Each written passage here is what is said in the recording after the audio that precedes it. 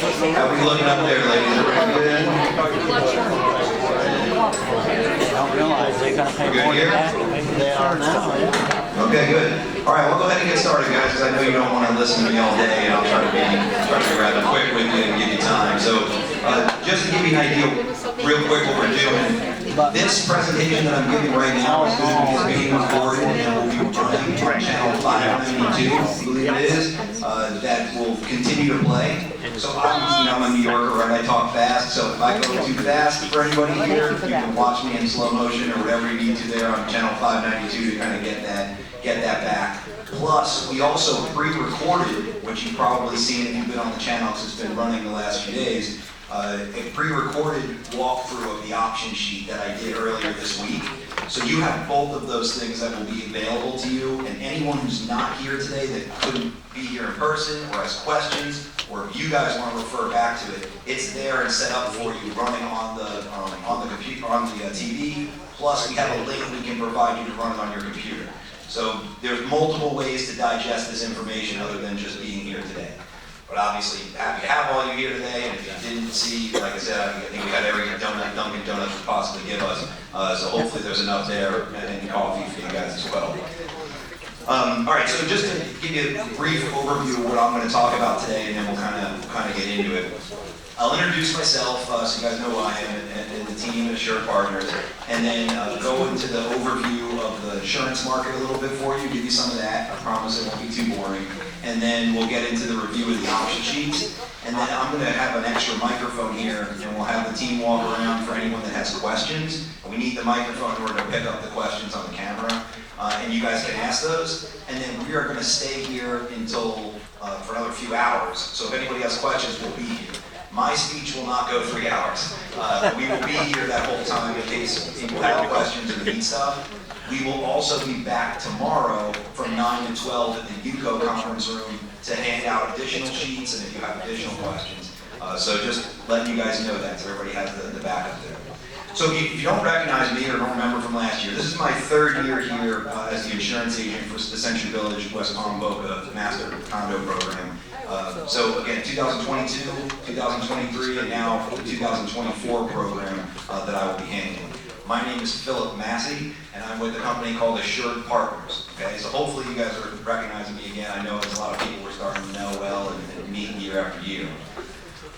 Just to give you a little quick background on me, in case it's the first time you're meeting me, I'm a community association insurance, I will say an expert. That's what I do. So I'm a little different than some of the prior agents you've had here. Our expertise, our office's expertise is in community associations.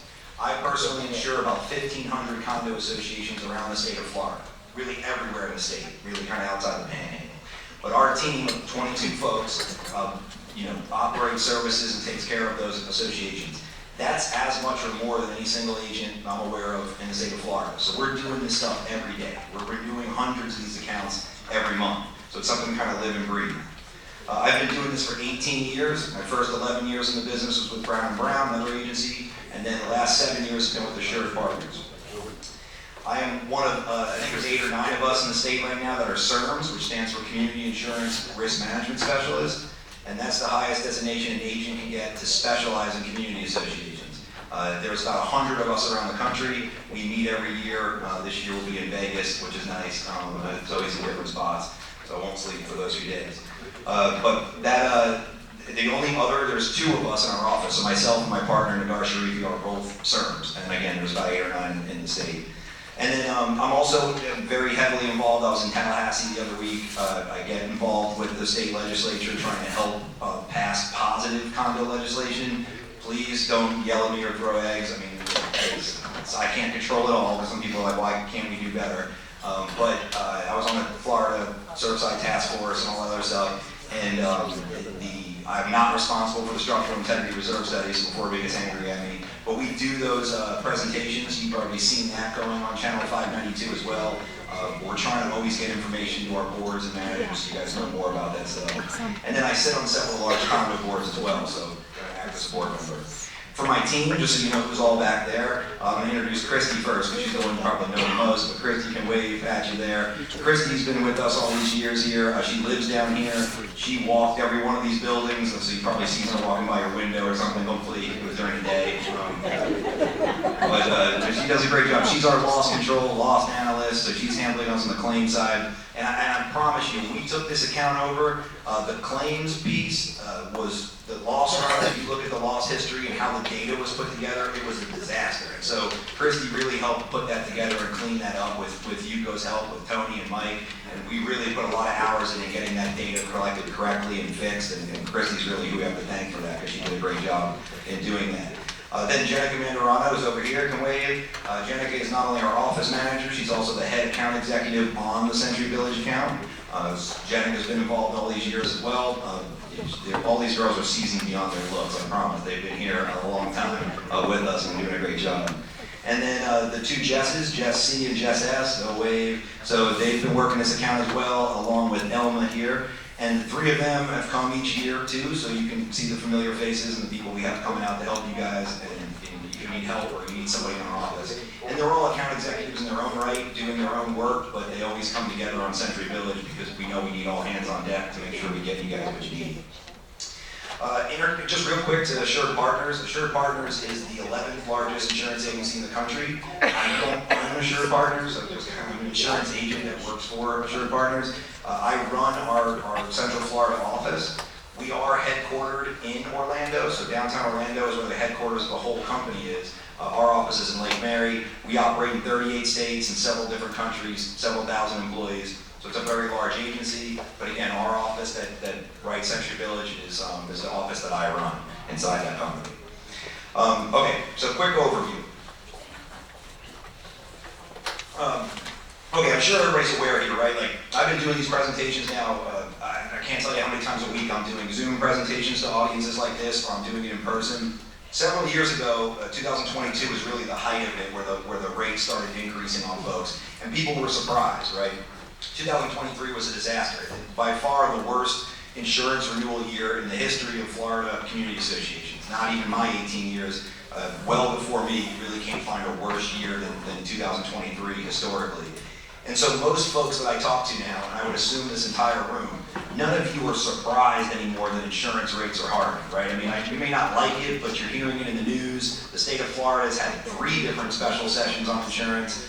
We've passed insurance legislation every year for the last few years. It's now being picked up in national news. You've got, it's hitting politics and everything else. So you all shouldn't be surprised that the insurance market is tough in the state of Florida. That is nothing new. The update that I want to give you or to tell you is that we, I hope, are on that crest right now of the market. I really do feel, because we are seeing it in real time, where the light is at the end of the tunnel. We're seeing the light. I feel like we're gonna, with the positive legislation we've had, with the positive storm year we had, because Idalia, when it hit, it hit in the best part of the state to hit, right? So you don't ever want anybody to get hurt by a hurricane, but if it's gonna hit Florida, that Big Bend region, there's not a lot that it can mess up, right? A lot better than hitting here in Palm Beach, where it's gonna damage more property than it would otherwise. So we had a positive storm year. The reinsurance rates, you're starting to see those get more orderly and more capacity into the market. So we do feel like we're on an inflection point. That 2021, 22, 23 were really bad. 2024 is going to be a tough year. It's not going to be great, but we're going to start hopefully in future presentations and future meetings. 2025 will be a year of improvement where we're seeing rates come down or at least flat. We're starting to see rates improve or coverages improve, deductibles improve.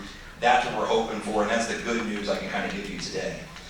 Now, I just happen to be here for the 3 worst years. I promise it's not my fault, but the 2022 year, 23 and 24 are, they're really bad insurance years, unrelated to us. We just had to kind of navigate them here with you at Century Village, and it's been tough. I know a lot of people here are on fixed incomes. Nobody wants the insurance premiums to go up, but unfortunately that's what's happened over the years. And so if you look back to my first year, we were projecting about a 25% increase. I think it came in at about 26% overall for the program. Some people, obviously, that's an average, so some were less and some were more.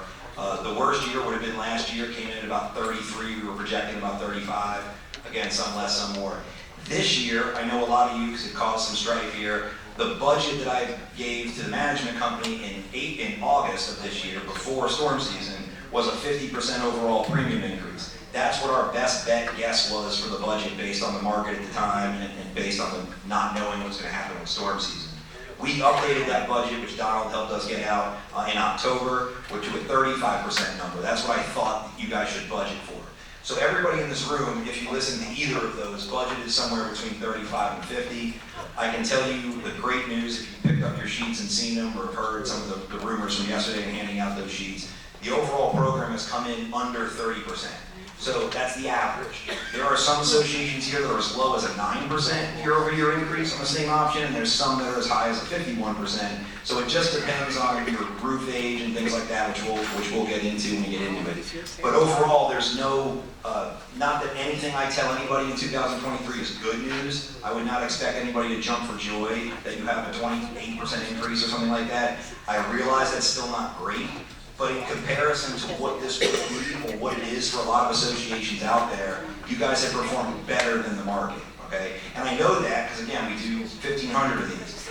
If you were on my insurance webinar that I know you ran on that channel as well, I did that back in August for all of my clients. So for 1,500 condos, I told people to budget between 20 and 50% this year. That's what my best guess was for 24.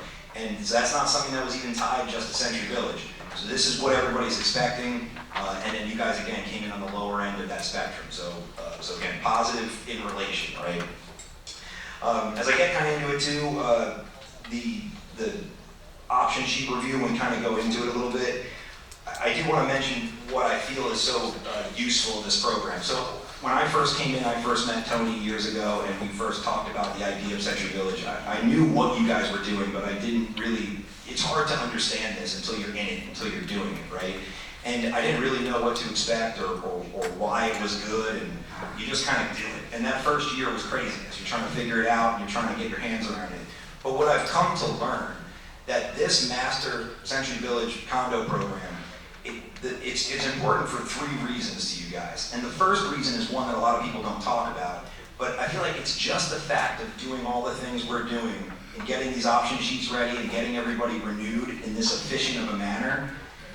Every year of the 300 plus associations here, there's over a third of you, or 100 plus, that don't even fill out the option sheet. So you gotta think, if there's 100 or a third of the associations here that don't even sign the sheet and pick an option, what do you think would happen if this program didn't exist? I mean, what would those 100 associations do? I mean, would they even get coverage somewhere? Would they, if they did, how would that work? It would be a tremendous undertaking and be very difficult for them to get that coverage. And it would be difficult for you guys too, even the ones that are on top of it and are doing it correctly. So the service that this program provides, whether it's me or anybody that's running it, is to help you all get orderly insurance renewals done and make sure every building in here is properly covered. So I think that's the first most important thing. The second most important thing is it helps your cost increases. You may not think so because you've been hit with these increases each year, but what I can promise you, anybody who has any properties they own in condos outside of these gates, any similar association has gone up tremendously more than you have over the last 3 years. Because of the size of this program, the ability of negotiating better rates on all the lines of coverage is real. And so I can give you an example. There's one of your associations, and I'm not going to say the name of it, but it's in one of the associations that start with W that's in here. Ends in N, no, I'm just kidding, it's fine. So there's one association in there that is not part of the program, that doesn't participate. They renewed their insurance during 2023, so earlier this year, actually, they come up in a different month, it's in May. So I looked at the insurance program, they gave us all the policies, and I do a review of those policies. And their total premiums this year that they paid for all the lines of coverage was $108,000 for that building. And this is, again, a bigger building. I looked at the option sheet we had for them last year with the pricing on it, and I could put them next to each other to show you guys. It was $66,700. That's a $44,000 spread between what they could get out on their own versus what they would have had inside the program. And I'm not saying everyone's going to be that drastic, but it's a significant difference when you're out there with your standalone few $1 million building trying to get insurance when you're 50 years old in this market in West Palm Beach versus being run by our team with Hugo's help inside a program with 300 associations with $700 million in values that we're putting out on the market. So if anybody doubts that, I can show you every single one of those for communities right next door to each other that are exact examples to prove that this program makes sense to be a part of. So hopefully that helps and I get that kind of point across. And the third thing, so not only does it help quarterly make sure everybody has coverage and it helps with cost containment, but it protects you too. Because if you're at your association here and you have a bad fire and you lose $1 million in damage, part of the building burns down significantly, or you have a bad pipe burst issue where someone dies falling down the stairs and you get a bad lawsuit because the stair broke. These are things that would probably completely ruin your insurance program if you were on your own. You would get stuck the next year paying either huge increases or unable to find insurance, right? Because your loss ratio would be so bad on your one condo. That is not the case here. We have plenty of associations here that would probably be uninsurable if they weren't in the program. We have roofs here from 1995. They're older than Elma. So by a year. But what I say is like those kind of things would be very difficult to insure if you weren't part of the program. So if something bad does happen in one of your condos, you're not kicked out of the program. You do pay a higher rate in relation to the folks in here because there's rate structure, but you don't pay nearly what the increase would be if you were on your own. And I think you got to remember that. So the program protects you in some way as well. So make sure I get that across. All right, so now what we're going to do is kind of jump into the option sheets that are in front of you. I'm going to walk you through this thing and kind of give you some thoughts, and then again, we'll pass around the mic so you guys can ask me any questions kind of that you have as well. So if you look at the option sheet, the very top there is going to show you this 2024 program, and the date that you need to sign this sheet. And so again, we'll talk about it at the end, but the date that we need you to pick your option and sign this sheet and turn it in by is December 19th. Okay, it's Tuesday, December 19th at noon. That sheet needs to be into the UCO office by the time it closes, or it needs to be emailed to us at the email address we have here, cvwpb@assuredpartners.com. One of those two things has to happen by the 19th. If you do not get that to us by the 19th, then the program automatically selects the option 2. This is the same thing that's been in place for years, since before my time, and it's the same exact date we had last year too. So the reason we have to do it at that point and not wait until January 1st is that this program, nothing is locked in, the pricing, everything. You need to see the final options everybody picks, and you need to know how many associations are in it before everything will allocate and lock in. And we can't do that the day before January 1st. We need enough time to bind the coverages and all that stuff. So that's why December 19th is the date we have on there. And so that's what it says here about in red. If you don't sign it, it's option 2, and you also will get financing would be the option that you have for paying for it. As you get into the top left here, you'll see that the association name, that should be your association. So if you are seeing the top left of that and it is not the association that you live in or are on the board for, you're looking at the wrong option sheet, right? So you want to look at the right sheet that has the name of your association. After that, the number of units. That should also match the number of units within your association. That's important. Your general liability, umbrella, and D&O premiums are rated off the number of units. If that's wrong, you're going to be paying the wrong premium. So you want to make sure that's accurate. The property manager on the top right now this one is Seacrest. You may have other management companies. This should be the manager that you are using on January 1st of 2024. Who is going to pay your bill for this, right? So if you're changing management companies, you want to make sure we know. Again, all you have to do is email that email address on here, the name of your association, and that you're changing managers, and we will update that for you. The prior term shows this. This is really important. So you'll see here it says option 1, option 2, or option 3, and whether you financed or you did not finance. So we have the data now. So just like we did last year, we show on this sheet, on this top side, right up here, we show what you picked last year. So if you want to know what you picked, that's what you picked, is what that option says. So this sheet was option 2 that was picked last year. So if I go down the middle to the bottom of option 2, that's going to be my year-over-year premium difference if I keep the same option. Okay? If it says option 1, you do the same thing. Option 3, same thing. The prior term premium, that is the premium that you paid for 2023. That's the full premium. The only thing that's not included in that number would be the financing fees, right? So if you financed, it's not there. That's your total premium plus taxes and fees and stuff like that, just not financing. That number is what you're comparing your current premiums on the bottom to when we get to that. Really important here is roof year. Roof year, which is the next row there, is going to be what date the roof replacement was, the last roof replacement of the association. So roof age is one of the big things that factors the price difference, the rate difference that each of you pay. So if your roof is built in the last, it was replaced in the last 15 years, so remember that's going to be 2009 and newer, because we're talking about 2024, so 15 years from 24 was 2009, and I know that sounds crazy to say that was 15 years ago, because it feels like it was a year ago. But 2009 or before, you're getting hit with an extra rate on your program versus the ones that are within 15 years. If your roof is more than 20 years old, so now you're talking about 2004 or newer, you're getting hit with an additional rate increase. So we have roofs here at this association, and I'll actually, I didn't think about doing this, but I thought it'd be good facts for me to give you. I've got a sheet here that tells me this, and I can give you the breakdown. Somewhere in here. Whatever. It's in here somewhere. What I was going to say is the number of roofs, we track it every year because we look at the program as a whole and we want to see how many roofs are in which age bracket. And so this year, kudos to everybody in this room, I think you added about 30 roofs into the new 15-year bracket, okay? So some of them drop off that are right outside that 15-year, but you guys net added 30 roofs to the bottom, to the 15 years the best roof category.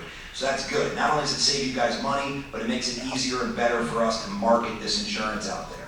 But there are still plenty of roofs from the 90s and early 2000s, so it's not that we're completely solved of it, but I did want to mention that. Next thing is the mid-year. When you see mid-year, that stands for mitigation, wind mitigation.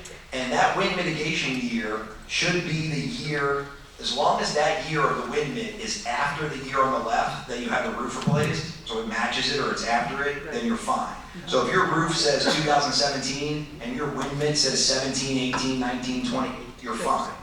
If your roof year says 2017 and your wind mid says 2012, that's a problem. And there are a few of you that are like that we've reached out to and Mike's worked with you guys on to try to make sure you get that updated wind mid, because the wind mid should be updated when the roof's replaced. You want to make sure you're getting the current best roof credits on there, okay? Prior claims, this is another big deal. So this next row that says prior claims, if you have nothing listed there, that means you're not getting dinged on rate at all for any prior claim issues. There could be prior property claims, general liability claims, and directors and officers claims. If your sheet says D&O, yes, or property, yes, or general liability, yes, or all three, someone's got Yahtzee, right, it's got them all. If you have any one of those, it adds rate to the program, okay? And the reason for that is that if you look at the associations that have bad trip and falls, that have issues, they're going to pay a little higher than an association who doesn't, which is fair, and that's how this program is structured and stratified. So one thing to remember there, though, is we only hit the association for more rate if they have more than 40% in losses over a 5-year period. So let's say you had a pipe burst in your unit and it flooded water down to the second unit and it cost $4,000 to dry out or something. Maybe you don't even make a claim, or maybe you make it and it's small. If it's a small claim like that, it's not going to be enough to get you hit with the rate here. So again, there's a buffer there to protect you in the event of having a little small thing that gets reported. It has to be significant enough to be over that 40% loss ratio to push you and hurt the claim piece. So I just want to make sure I mention that for everybody. Now as you get down into the main meat of this, there's going to be 3 options shown here. Option 1, option 2, and option 3. These 3 options are identical to last year in 2023. The options are option 1, which is a 3% hurricane deductible, option 2, which is a 4% hurricane deductible, and option 3, which is a 5% hurricane deductible. That is the only difference between the 3 options. That's it. So when you look at it, and you can walk right down this to help you.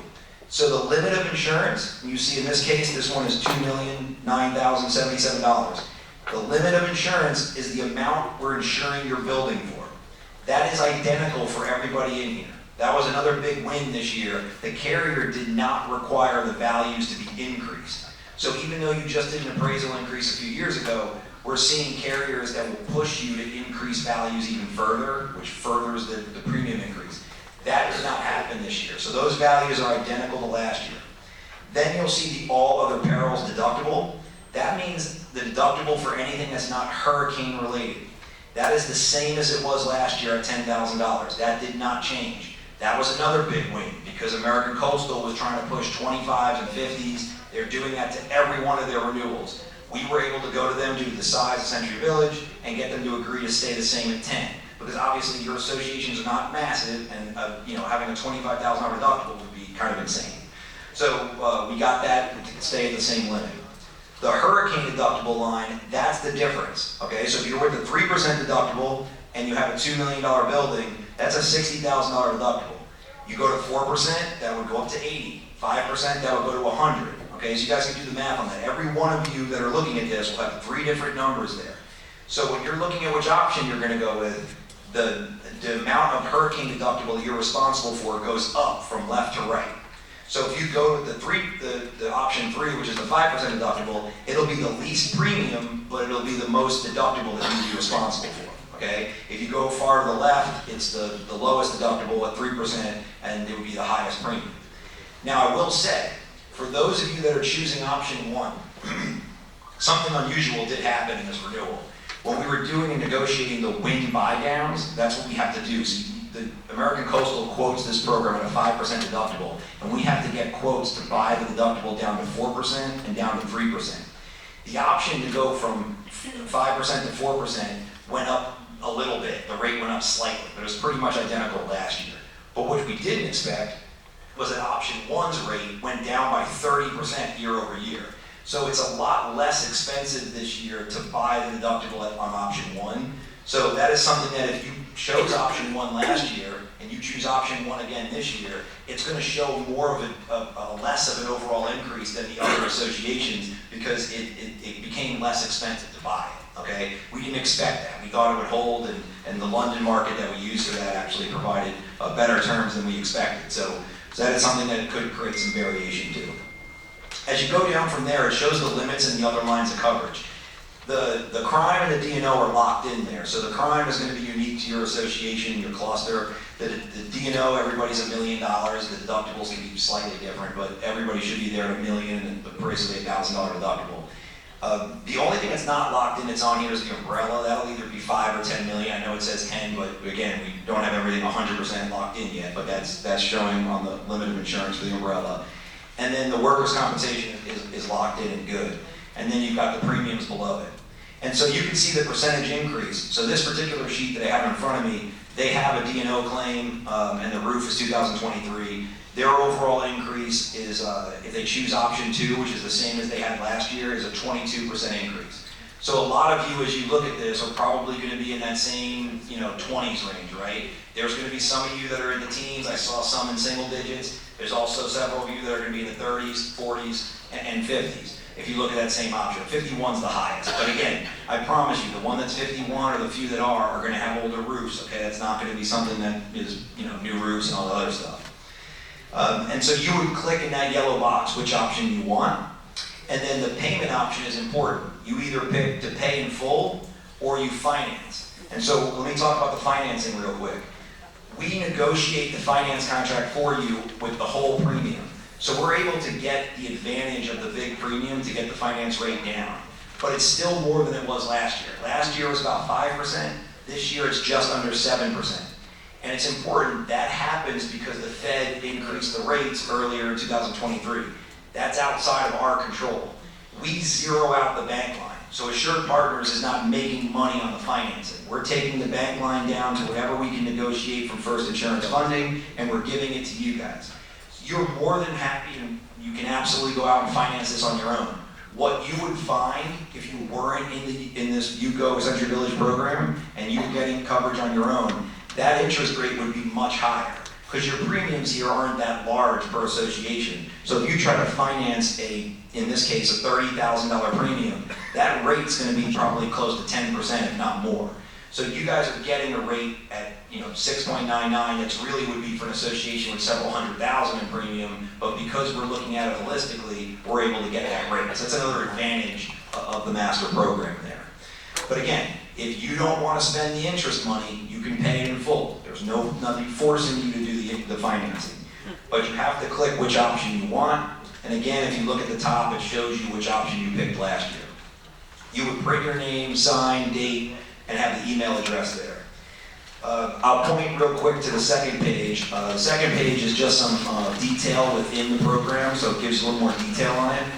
The big thing that I have to finish up with, and everything on this page is identical, basically, to last year, so there's nothing really changing inside here.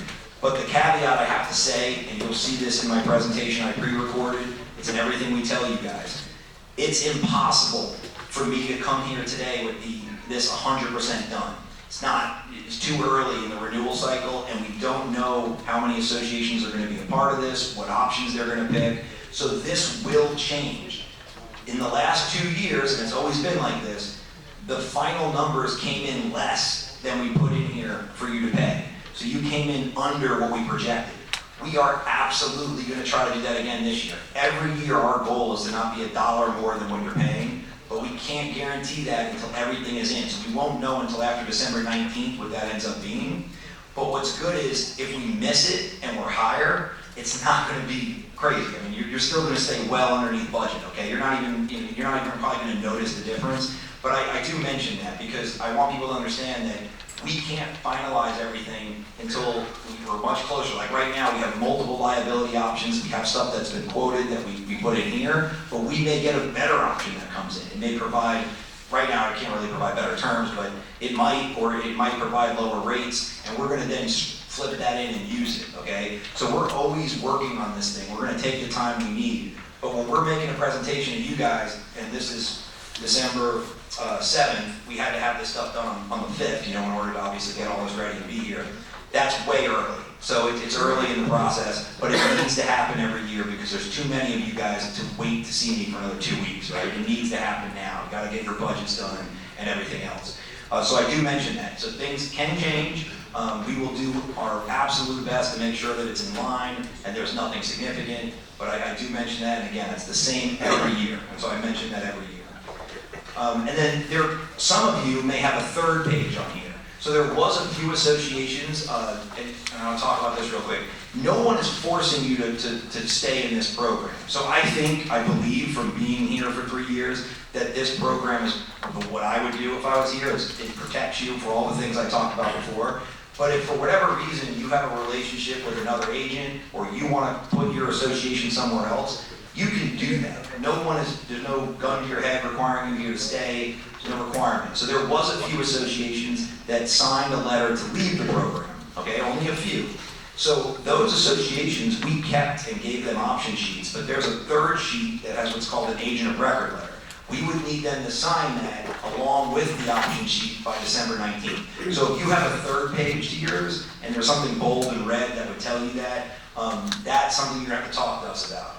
But that is it. Every one of you most likely is not in that situation. There was only a handful of associations. And again, they are within their right to do that. But I just want to make sure that they are still able to stay in the program if they want, but they need to sign that letter along with the option sheet by the 19th, just like everybody else. And if they don't, the scary thing of what happens is associations that aren't currently in this program, the property carrier will not fold them in. So like we have associations that are on the outside that have come to us that want to get in, and we can't put them in on the property program. And that may change in the future, but the last few years it's been that way.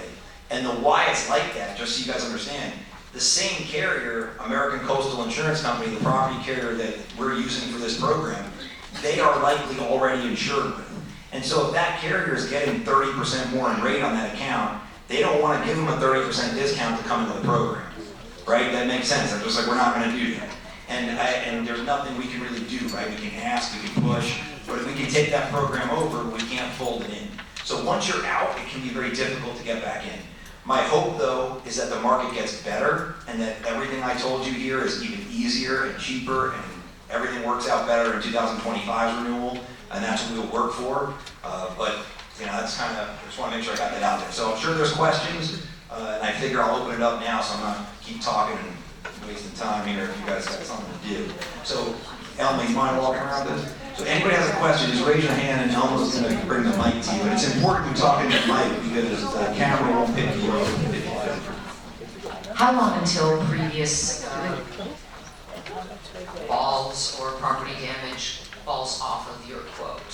Great question, I should have mentioned that, so thank you for bringing that up. So when we look at your loss history, we go back 5 years, okay? So at, I think it's 2017 or 18 year and forward right now, so it's going backwards. So that, every year that's gonna move, so 2019 next year, 2020 the year after that. So depending on when the claim was, and if you have a question on that, by the way, Kristen, we have some stuff also dated out. You can email us, and we can tell you exactly what the claim detail was, what happened. So don't worry if you see it on there, but it sticks with you for 5 years. So if something happened that was big enough by itself, then you're gonna have to wait 5 years for it to come off. If something happened, but it was a lot of little things over the course of time that added up, then it depends on just timing of when it comes off, but 5 years is the answer.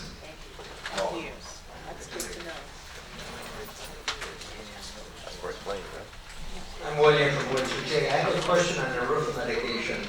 On the present, this form I have right now, it says 2017. It was just done in 2023. Does that make any difference? Okay, another good question. So when you look at the wind mitt, if the wind mitt date is the same or newer than when your roof date is, it will not make any difference to get an update. You can absolutely get that update, and we want to get it in. So you want to send that to us in an email or get it to Mike. We will update your sheets, but that wind mitt should not change materially. So right, you get what I'm saying. In 2017, if you replaced your roof and had a wind mitt done, that wind mitt is not going to be any different in 2023, unless somebody made a mistake, right? Either then or before. The roof did not all of a sudden grow 2 more hurricane straps, right? Or the nails didn't space out differently. So it should be identical, but we want to get the updated one to hold in file. So it's good for us to have, but it does not change the quote. They showed on last year it was 2023, but this year it went down to 2017. Okay, yeah, so what you're saying is last year, so we'll just check the name. Yeah, and if you have it with you, I can scan it with my phone and I'll update it right away. Yeah, so that's not a big deal. So those mid things are just people are updating those all the time, and unless the roof was replaced, it's really not changing anything, but we will make sure that that is correct. We have one over, Elma, you got, I think, one right here. Yes. Oh, I did, all right, over here. Perfect. I've got one right here, and then I'll run over. Here you go. On the policy, is there coverage for any problems with the electrical supply or the water supply on our part of the building, not with the outside? I'm talking about from that point that the electric and the water come in. If we have a problem, is there coverage on that policy? Sure, so it's going to depend on what's the covered causal loss. So whenever you have, your water system and your electrical system is absolutely covered under this policy, but it depends what causes the damage. So I'll give you an example. Let's say we have a lightning strike and it burns out the electrical in the building. That would be covered under this policy because lightning is a covered peril. If the electric system is the old Federal Pacific panels and it needs to be upgraded or replaced and it's just not working or whatever it is, that's not covered by insurance. That's going to be a maintenance issue, not an insurance issue. Same thing with the water supply. A pipe burst in the building and it comes down in the units, that's covered by the policy. But if it's the water lines are just, you know, the old cast iron, which you probably have here, or other stuff that's failing because of its age, that's not insurance, that's going to be a maintenance issue. So it just depends what causes the damage. So the stuff's covered, but again, the policy has to be triggered by a loss event. So you need to have a covered claim: fire, lightning, pipe burst, car drives through the building, a sinkhole, hurricane, tornado, hail. It has to be a covered claim in order to trigger the policy. So deterioration would probably not be covered. Correct. Deterioration would not be covered. And you got to think this way: if it was, I mean, who knows what insurance would cost, right? I mean, everybody would be like, hey, my pipes are 50 years old, I need a reflow. So, yes. You said that the final rate will go out like later and everything. Where is it going to? I never received it. That's why I'm asking. Where's the what building? I'm sorry. Yeah, like, you know, you said the rate will change more likely? Oh, yeah, yeah. So, Okay, where is that new sheet going to? So what we do is we work, and Jenica, well, she's out there right now, but she can fill in a little better on this. We work with the management company, whoever the management company is, to provide them the final bill. That check is cut after, I believe, January 1st, so it's just a timing mechanism, but it's going to the management company. And And then you can absolutely get it from the management company. If you guys want to check back with us, you can email us. But the way we do it is that option sheet, the final version of this will not be ready until that point, but we send it to management. That's fine. I just wanted to know who to yell to get it. Yeah, that's it, manager will have it. Perfect. Okay, go ahead. Another question about the roof. You know, I had mine redone last year. And then my roofer told me that my roof is good.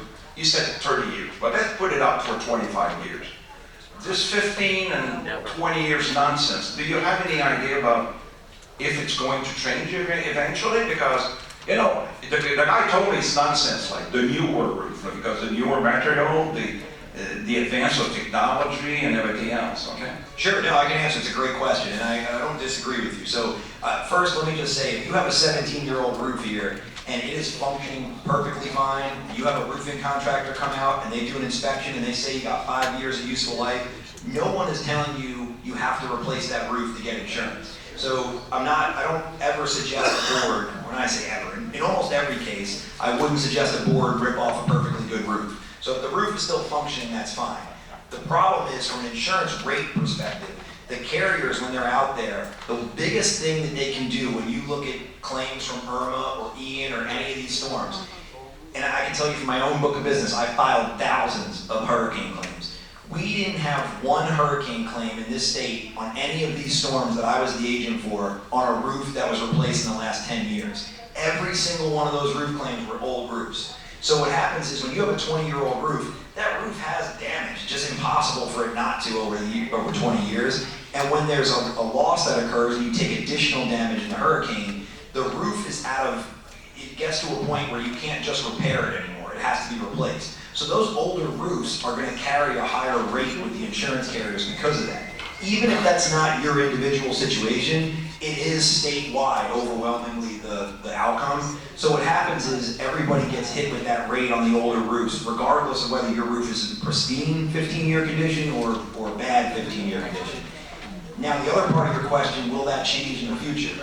If I was standing here 8 years ago, my answer to you would be different, because back then we didn't consider a roof under 20 years. We used to say 20 years and older is a problem, but 20 years and newer isn't. As the market's gotten worse, that number's come down. And so here at Century Village, we use 15 years. But I've got accounts that the carriers start depreciating the roofs after 12 years, 10 years. I got some that's 5 years. It's just complete craziness. So it's gotten very bad out there.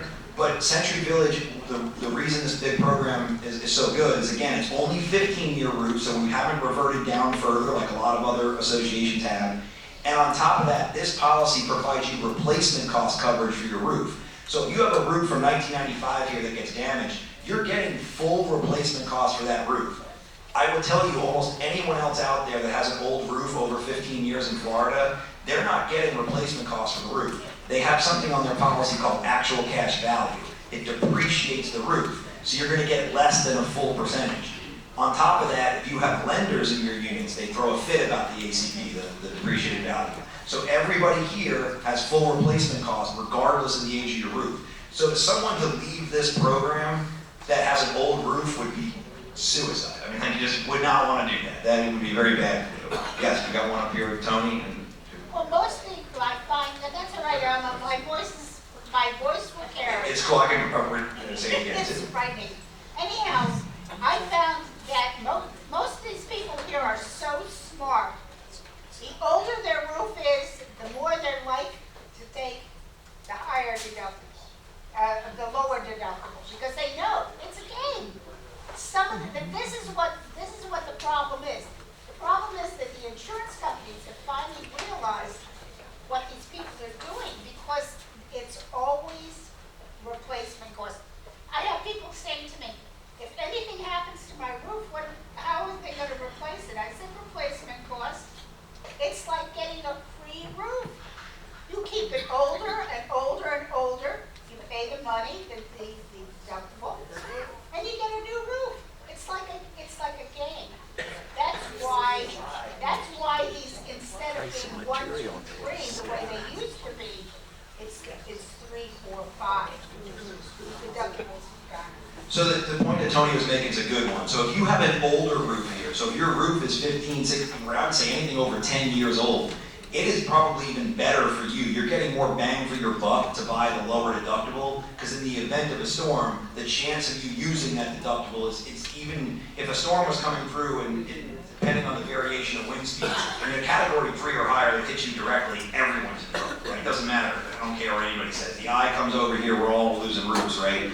But if it's a category 1 or 2, and you have a 2-year-old roof, you're probably fine. You have a 12 or 13-year-old roof, or 16 or 18, you're in trouble likely, right? So buying the lower deductible, paying more for it, there is some advantage there if you have the older roof because of the way this program is structured. And then the same thing if you have the newer roof and you're like, hey, I'm gonna save some bucks and buy the lower deductible, or the higher deductible, that's something you can think about as a strategy for how you want it to operate. But again, I want to caution everybody, in a big loss event, a big storm, it's not going to matter, right? The storm, we're close enough to the ocean that it'll probably take these roofs kind of regardless. If we get hit with it. We have one by Tony over there, one person from that. Raise your hand. I have a question about the budget. We need to sign off on the budget that we got from Seacrest. Now, what we got today is not written in stone, then it will change, and how would that reflect after the fact of the budget? No, sure. So you're not going to have a problem there. So like, if this does change, it's not going to change by enough that you're going to ruin your budget. If you go with this figure, for right now, a lot of you will probably have room in your budget, right? If you looked at this, you're budgeting right now for 35, and you might be at 27 or something. There is no way if this changes, it's going to go up by more than that. I mean, it's going to be maybe a few percentage points max, right, in a worst case scenario. So you're fine to move forward with this from a budget standpoint, because it's not going to change by enough that's going to blow your budget up. So your budget's still best guess, right? So I think if you use this, or I had somebody come through yesterday when they were doing the option sheets, and they said, I'm going to go ahead, like I budgeted. I lost it. Oh, I budgeted 35%. You came in at 22%. I'm going to go ahead and move my budget to 30. Is that okay? And I'm like, yeah. I was like, we're not even going to come. You're going to be well below that. So if you want to build in a little bit of fudge, you're okay to do that. But it's not going to be significant enough that it's going to really hurt your budget. It's going to be very close to what we're showing here. And again, the last 2 years we came in under the number, so keep that in mind. Although I just can't guarantee it. Does that help? Can I just start? Sure. Yeah, well, my question is, so if they're taking out for insurance, say $20, and then it comes in, I'm just saying for example, it should be $20, but, and then it comes in at $10, can we not? Oh, sorry, that's a different question. So, and I apologize. So this is not really going to be my field, but when you have and I know this from being on a board, if you're under budget, so let's say you budgeted, again, $30 and it comes in at 20, that is room in your budget. You can use that money for anything that you need to do from an operating perspective. If you run where you have an operating surplus at the end of the year, you can put that money into reserves as well. So it's always good to run at obviously a budget surplus than a deficit. And remember, almost nothing you budget for is going to come in right where you budgeted it, right? It's a best guess. So some's going to be a little more, some's going to be a little less, and this gives you some flavor. Is that good? Okay, perfect. And then I did want to address one other thing someone had asked over here that I just want to bring this up. So someone had mentioned that the hurricane deductible percentage is so high that that the roof wouldn't be covered. And I want to make sure I express on this.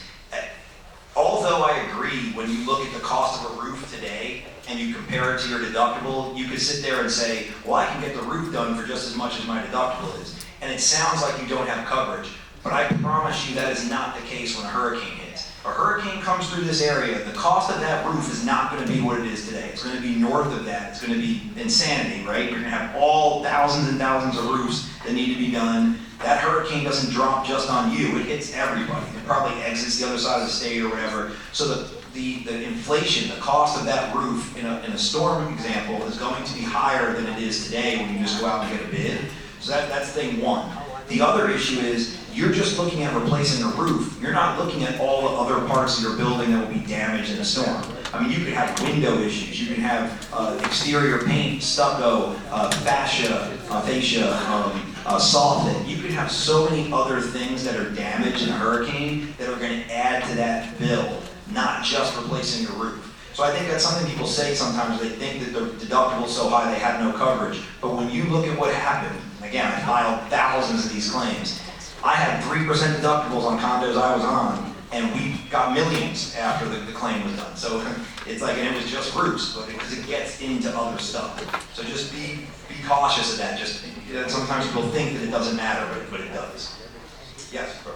Yeah, question about the prior claims. Last year it was just property on ours. This year it says property and D&O. What? That's a director's and officer's claim. We had no claim. Why would that change? What's the name of the association? Canterbury F. Okay, so we'll check. So they'll check for you. We'll talk to you afterwards about it. But if it's on there, it means that we got a claim came in. If it's wrong, we'll take it off and adjust it. Just one more quick question to the other question they had about, you said the final numbers, you said Seacrest. Or whoever your management company is. Say Seacrest. We're signing off on our budget before that final number gets in. Why can't you send us the final numbers first? Well, that's what I'm saying. Before that budget is signed. Because you never, if you look at your budget, you're signing a budget for tons of things you don't have the final numbers on. The budget's, all the budget is the best guess of what this stuff's going to Some of be. us are looking at our numbers and changing them What to help us.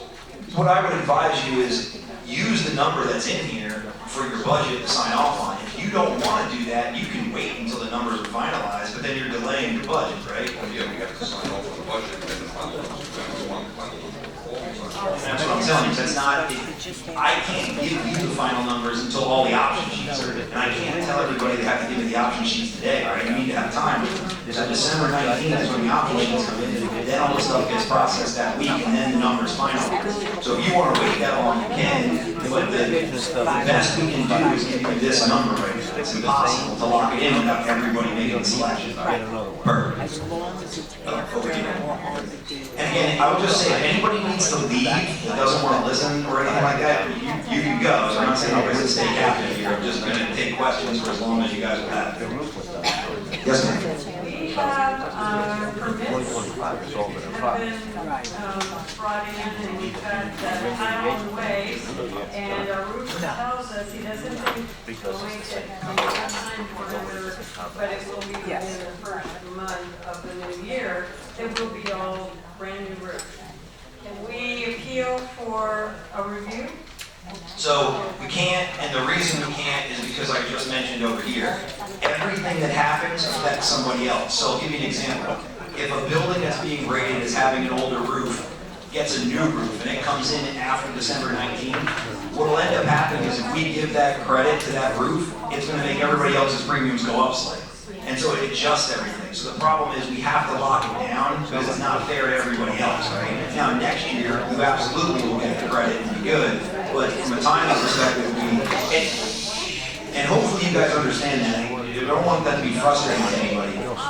As much as I get that yes, your roof would then be replaced in January, a lot of things can happen too, right? Like the project can get delayed, it doesn't get done, and then if we're going to adjust everybody's rates, it has to be, we have to be careful on how we do that.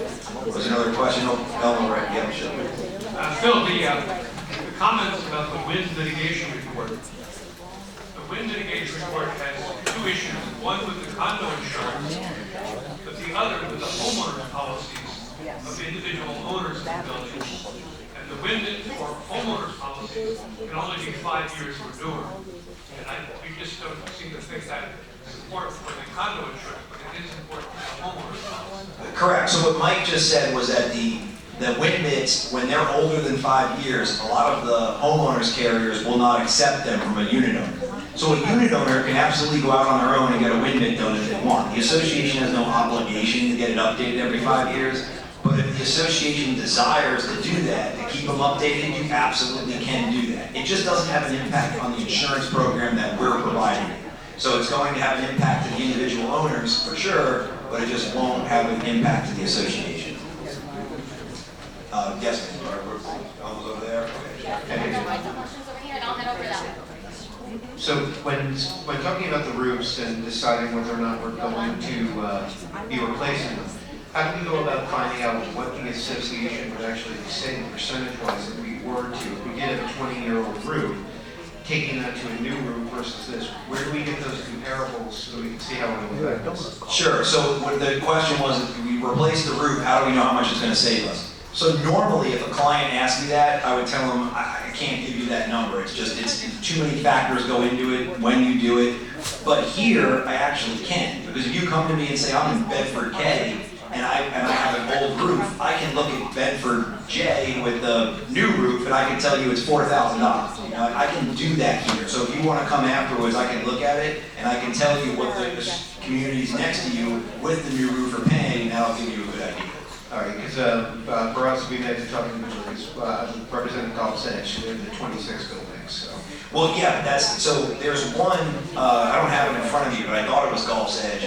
So there was one that, I was looking at Golf's Edge 3 and Golf's Edge 4, I believe that was what I was looking at when I was doing this earlier. So there was a pretty significant difference. One was a 1995 roof, one was a 2023 roof, and the difference in cost was material. I mean, we put both sheets next to each other to look at it. So I'm happy to do that with you afterwards if you want. Appreciate it, thank you. Yeah, she's gonna work her way back to this side and say, sorry. Hi. Yes, ma'am. I want to be clear before I go back to the unit owners. Our roof is 20 years old this year, 24 coming up, right? But the mitigation report is, the last one was done in 21, and we got a good report, right? But if we, and the argument will be, well, I had a house, the roof lasts forever, okay? But the counter argument to that, if I understood you correctly, is there's 2 increases in our insurance for Hastings Eye because we are not complying with the roof being newer than 15 years. Am I right about that? Correct. So if you have an older than 20 or 20 or older roof, you're getting hit with basically 2 additional rate chunks. Now, we can show you the differences in that, but that's the case for anybody here with the older roofs, because that's what drives the cost of the overall program. So the ones with the older roofs are paying a little more of the freight than obviously the ones with the newer roofs. Now, I will tell you though, even at the increased premiums that you're paying, it's nowhere near the cost if you went out on your own and were trying to get it. So you're still getting the benefit of the program, but you're still paying more than your neighbor who might have a new roof. If a prior claim is still pending, Yes. and nothing's been paid out of it, so maybe some legal fees, does that affect the premium?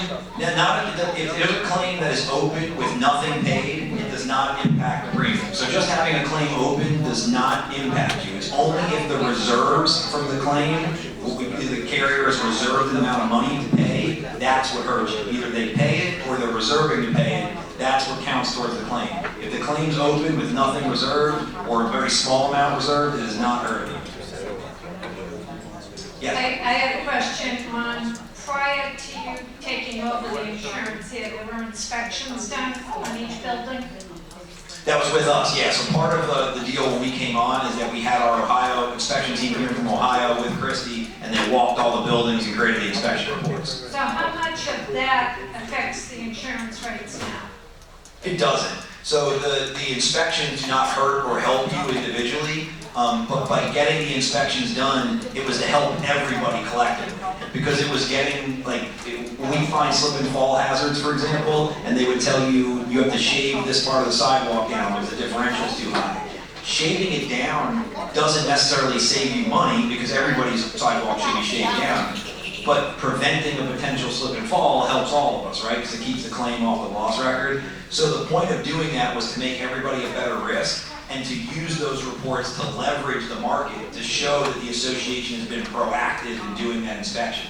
So we're actually going to be doing another round of those inspections should we be here in the future, because we're probably going to do that every 3 or so years. Okay, so that doesn't, except for the roof prior claims, are those the only 2 things? Yeah, it's roof age and claims are the only thing that impact you. And the only other stuff would be like there's buildings in here that are what we call fire resistant, like the high-rise, the concrete ones, the concrete roofs. They have a different rate than the ones that are joisted masonry with the wood roof. So there's differences there. But from an actual rating difference to the same exact building, it's only on claims and roof age.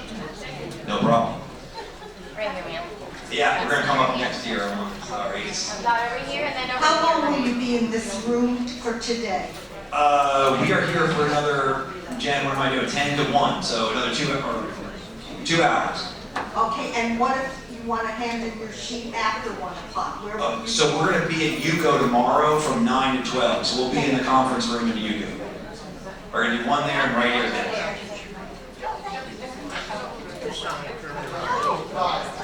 I was wondering, there's approximately 200 buildings here, approximately 25,000 related this year. So that's about $50 million, sir.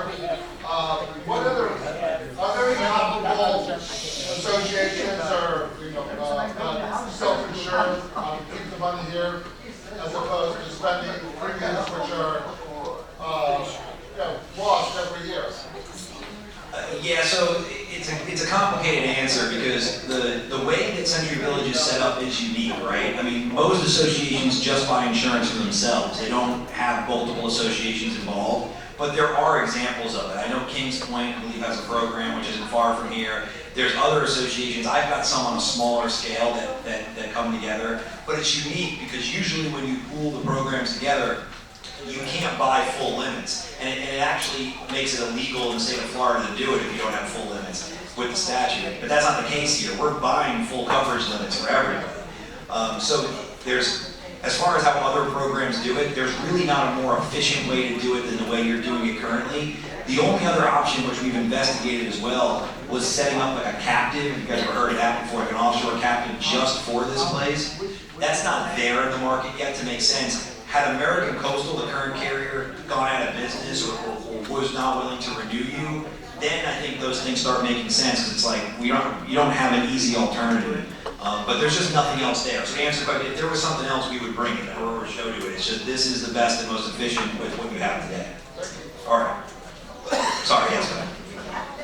So knowing that some of us have newer roofs, some of us have older roofs, how do these roofs that are 20 plus years affect the rest of the premiums? Like, so it's a hard thing to answer because when the carrier rates this account, they're rating it on one collective rate, taking everything into account. So when they look at it, if there's a lot of older roofs, it's going to obviously be a higher rate than it would be if all the roofs were newer. But we're trying to plan for that because by amending the rates to the higher roofs, they're taking that share. So what I would tell you is the higher roofs are paying for basically what we say are the increase in, or what we're projecting it to do. So they are paying for it, but it is affecting everybody. Because if everyone here's roof was 2023, the overall premium would be a lot better because the carrier wouldn't have 90-year-old, or 30-year-old roofs sitting. Sorry, now here, finally. Sorry about that. This is going to be... It's a totally different question. No problem. But I have actually this man I have a question. Sure. But I just would like to know what does this mean? Directors and officers limit of insurance. Sure. So the associations, all your associations here, you guys buy several primary coverages. You buy property insurance, which covers the shell of your building per the requirements in the 718 condo statute. You buy general liability for any bodily injury or property damage that someone sues the association saying they're negligent for. It's like a slip and fall, for example. You buy directors and officers insurance for the protection for the board of directors for decisions that that board makes. So I'll give you some examples. If the board says, you know what, we're going to go ahead and the architectural committee or whatever you might have, we're going to let this homeowner paint their house pink or something, or do something that then impacts the value of the rest of the units. A directors and officers claim is going to be something that is monetary in nature. So it's not bodily injury or property damage related, but the board made a decision that cost somebody money and they're suing for it. Other examples could be like a contract dispute issue. You cancel a contract with a vendor and the vendor sues the board for canceling it and violating the contract. Or a collections dispute. You have a collections dispute with an owner and they sue you because of how you applied collections to them. Those are D&O claims. And so every board here, as a board member, you want to have a D&O policy because you want to be protected because your personal assets are on the line as a board member. So you serve, you get no money and no thanks for serving, and you're at risk. So the association indemnifies you in your docs, and the D&O policy is what provides the coverage to protect you. Okay, now the question for this gentleman. was how many claims were there on roofs this year? This year on roof claims, I'd have to pull it to know for sure, but I know we just got one a few weeks ago. So there's a few, but you have to remember, there was no hurricane that came through this year. So usually the roof claims, when they happen in bulk, are going to be because either you have a hurricane event or a named storm that hits the area, or you have like a line of tornadoes or a hailstorm that hits the area. But we do see several a year that are filed because there was like a bad storm and someone had damage and then they came to us. So I mean, you could have like a microburst issue that only impacts 1 or 2 buildings in a storm, so it's possible. It wasn't that at Kings, it wasn't far from here. We had that tornado like several months back. So you could see that, like, that can happen even in a year where we don't have a hurricane. So there's been a few this year.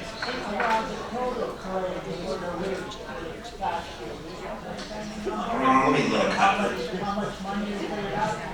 Oh, here's my roof thing I was looking for earlier. No, I know what you're saying. I do have that. I don't think I have it in front of me. That's my issue. Well, I'd like to follow up on that. Sure, go ahead. I'm going to ask you a little bit differently. In that case, assuming that the claims were minimal, could we expect a decrease in the next year since it had increased so much to cover the cost of that hurricane and flooding or whatever? Sure, so good question. And so the question is, if we have light claim activity, can our rates be better? And the short answer to that is yes, because if you have bad claims, the carrier was going to absolutely, if this association cost the carrier money last year, your rates would be a lot higher than what we were able to bring. One of the reasons why we were able to beat the budget estimates was because the loss ratios were positive. So if the loss ratios were negative, your rates would go up even higher. But just because you have no claims doesn't mean your rates don't go up. Because remember, you heard the saying like high tide rises all boats, right? So the insurance rates right now are going up for everybody. I don't care if you have no claims and a new roof or an old roof and 1,000 claims. Everyone's rates are going up. You can't stop that. But the degree of which they go up is totally dependent on your claim history and your roof age and stuff like that. So it has an impact, but it doesn't mean you're going to be zero rate increase because of it, if that makes sense. Thank you very much. You're welcome. The mitigation can be done by Yeah, so a wind mitigation study, who can do that was the question. And so it'll say on the wind mitigation report who's supposed to do it. I believe a roofing contractor absolutely would be able to do it. I think it's also a licensed general contractor. There's a few different classes of people that can fill that form out, but it's on that form. It's on top of my head. Okay, we had ours done in 22.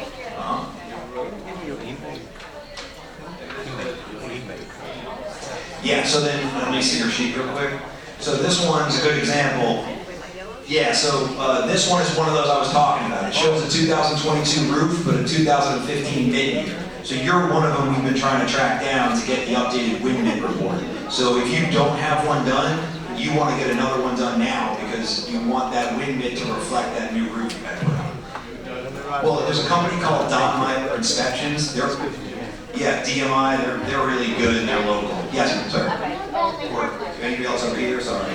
Oh, sorry, one more here. Yes, sir. I want to talk about mold remediation. Okay. Can you address that? Yeah, so mold is a funky one. A lot of people get confused about mold. Mold is only covered in the event that the mold is caused by a covered cause of loss. So let's say you have a pipe burst and you dry out the pipe burst, and then when you're drying it out, you miss an area and then mold grows because of it. That can be covered. But 99% of the time, that's not the mold situations you're talking about. It's usually some sort of AC leak, or grout leak, or roof leak, or something that's happened over the course of time, and you find it, and you're like, holy crap, there's mold behind the wall. So condensate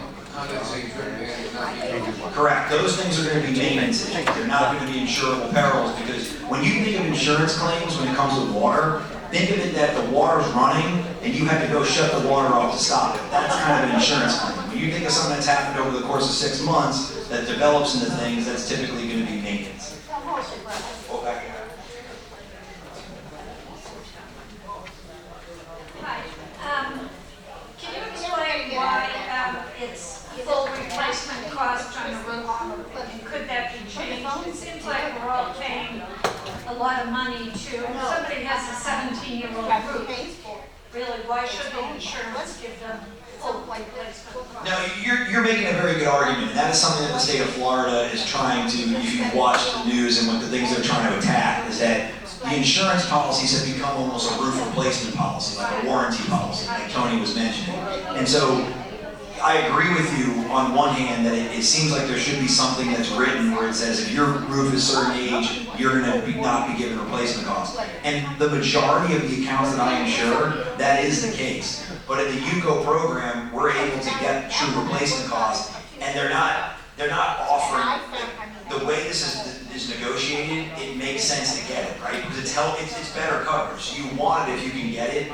Although I agree with you, if there was a substantial discount in premium to remove it, you'd want to consider it, but that's not the case. The way we have it, once we get rid of it, we're kind of never getting it back. So it's included in the program, but that may not be forever. Every year that could change. And that's why the older roofs, I don't disagree. It's part of the, there's arguments on both sides.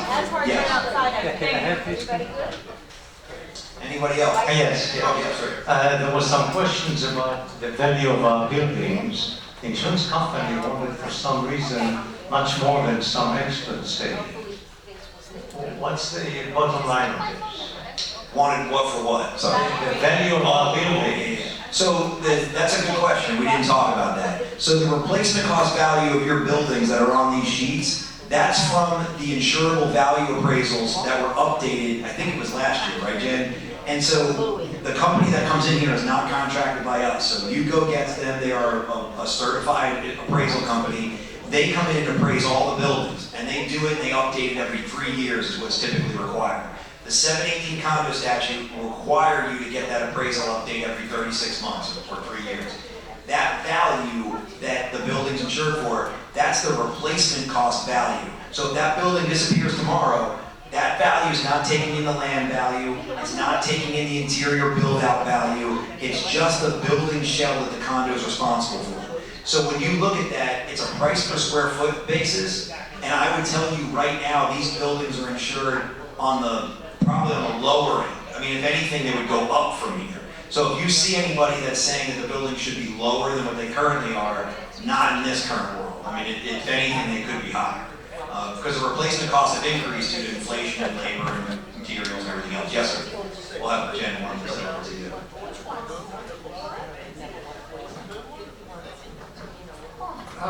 This is called community rating, isn't it? Yeah, sort of. I mean, the way that we're doing this is the way everybody's being picked up here. It's like a big community rate that then we extrapolate from there.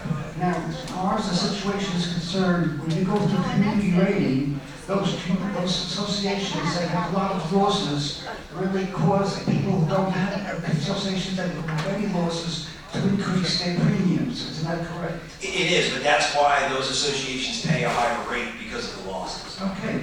Do you reject those communities that have losses over 50%? So right now, we don't reject them because part of the lore of the program is that if you do have bad claims, you're not going to be on the street. With that said, if there is an association, and Donald and these guys are following this, that is not doing the repairs they need, is under constant issues with the city or the state, and they have potential for structural issues, you can be removed from the program. We have removed an association or two in the past because of that, because they got red tagged or something like that. So that is an issue that you can be removed, but it depends on the factors. Okay. Our association has 0 losses for the past 3, 4, 5 years. How much of a savings do we receive based upon the fact that we've had 0 losses for this amount of time? Yeah, I mean, it's going to be some money every year for those 5 years.